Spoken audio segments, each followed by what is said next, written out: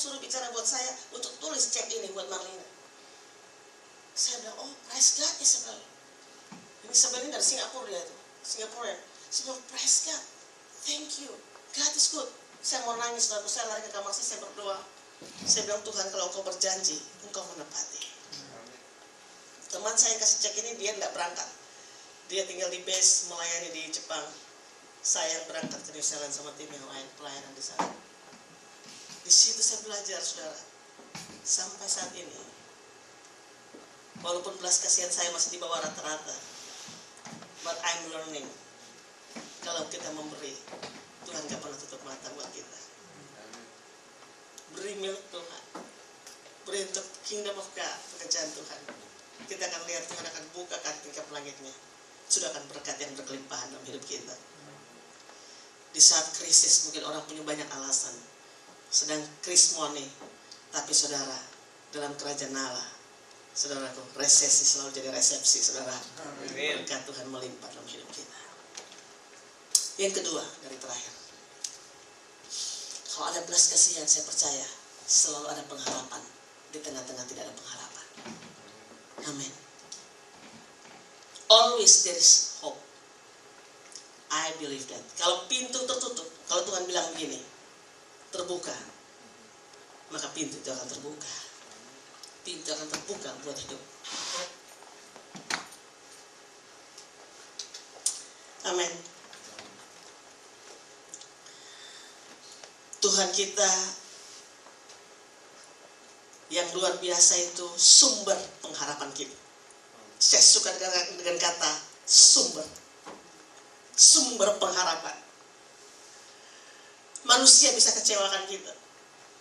Orang-orang yang lain yang dekat dengan kita, saudaraku, mungkin kita harapkan bisa tolong kita, tapi mungkin nggak sanggup untuk menolong kita. Seperti pertolongan yang luar biasa, yang punya langit, bumi, dan segala isinya, yang adalah menjadi sumber pengharapan kita satu-satunya. Waktu kita sudah nggak ada pengharapan, saudaraku, selalu ada pengharapan dalam Kristus. Dan Dia menyatakan di dalam kehidupan kita. Amin, saudara. Amin. Kadang-kadang saudaraku dalam hal perhubungan, mungkin antara suami istri, orang tua anak, ada yang bilang gini, saya duduk di meja counseling dengan banyaknya orang, lalu bilang gini, ibu-ibu, rasanya saya sudah gak bisa teruskan pernikahan ini dengan suami saya. Impossible rasanya. Dia kasar, dia keras dengan saya. Tapi kadang-kadang kita perlu lihat dari kita sendiri. Mulai kasih ayat firman Tuhan. Dia datang tadinya dengan muka pepaya, saudara tahu muka pepaya? Lonjong. Waduh. Suami saya bilang seperti kuda yang sakit gigi katanya. Tapi setelah kasih firman, itu saudara tahu semangka yang dibelah dua itu, lain wajahnya. Kenapa saudaraku? The word of God, firman Tuhan. Lalu dia bilang ini, yes, ada harapan buat saya. Berarti benang-benang kusut ini bisa diluruskan kembali. Berarti suami saya bisa berubah, saya juga bisa berubah. Yes, of course. Saudara, saya percaya dalam perhubungan ini yang perlu dalam kehidupan kita. Kita berjemaat, saudara, perlu apa, saudara? Perlu kita punya lifestyle, adalah lifestyle yang suka mengampuni dan mengasihi. Yang setuju katakan amin. Amin. Yes? Mengasihi. Kalau kita mengasihi orang yang mengasihi kita, biasa aja, wajar. Mengasihi orang yang gak suka sama kita, Alkitab katakan mengasihi musuh kita. Mengampuni. Saudara, suami istri yang tidur satu ranjang, satu atap rumah, kadang-kadang ada gesekan-gesekan, apa yang terjadi? Lepaskan pengampunan dengan cepat. Saya kalau dengan suami saya ada ganjelan, saya gak bisa tidur tuh. Saya gak tidur dengan Ibu Adi. Ibu Adi sama juga kali ya, Bu ya kita ya, nggak bisa tidur nih, balik sana bolak-balik. Kalau I know I'm wrong, saya gini sama suami saya, yang, ya,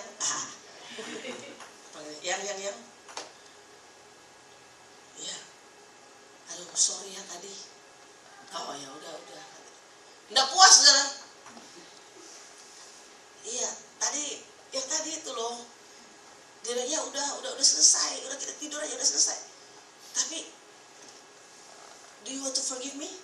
Sampai saya dengar dia katakan, I forgive you, baru saya tenang. Gitu. Dia bilang, I forgive you. Wah, selesai. Saya percaya forgiveness is not a feeling, but forgiveness is a decision that we have to make. Kalau kita pakai feeling terus, kita gak akan mengampuni sampai besok, saudara. Sampai Tuhan Yesus datang, kita gak bisa mengampuni. Pakai perasaan. Waduh, ada tuh lagu, sakitnya hati ini, namun aku rindu. Wah, itu lagu long time ago, tahun 70-an tuh. Saudara masih ingat tuh.